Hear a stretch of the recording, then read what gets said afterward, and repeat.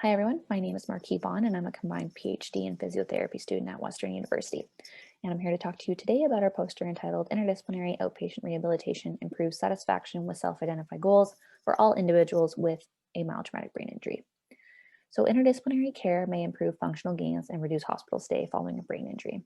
However, there are certain characteristics that are associated with a poorer prognosis following an mTBI. So these can include things like post-injury anxiety, increased age, less education, and female sex. At Parkwood Institute in London, Ontario here, we have an interdisciplinary outpatient rehabilitation brain injury program, which is called BrainX90. And although most of our participants do benefit from the program, there are some that don't benefit as much as others.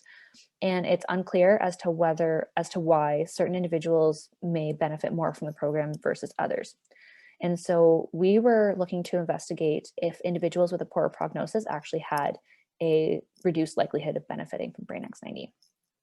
So in order to answer this question, we looked at the data from individuals that completed BrainX90 between November of 2013 and September of 2019. So we collected their Canadian Occupational Performance Measure scores, specifically the satisfaction component. And so for those of you that aren't familiar with the score, participants self-identify their rehabilitation goals, and they also rate their satisfaction with each of these goals on a scale of 0 to 10. We also looked at their Rivermead Post-Concussive Symptom Questionnaire outcomes, as well as their Generalized Anxiety Disorder 7-item scale outcomes. Also, we looked at their age, sex, education, mechanism of injury, and day since injury. And so in order to separate individuals that did benefit from the program versus those that did not, we used their COPM-S scores. And so anybody that improved by 2 or more points following the BrainX90 program were deemed to benefit from the program. So this study included 198 participants, majority of which were female.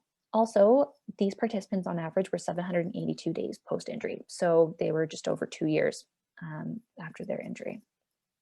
And when looking at the potential variables that influence their COPM-S scores, the only one that came back significant was their baseline COPM-S score. However, as you can see, the odds ratio is quite low.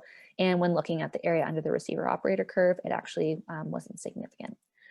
And so considering 92% of individuals had improved COPM-S scores following this program, compounded with the fact that none of the factors proved to be significant in influencing the change in COPM-S score, we concluded that BrainX90 improves satisfaction with self-identified goals for all adults following an mTBI.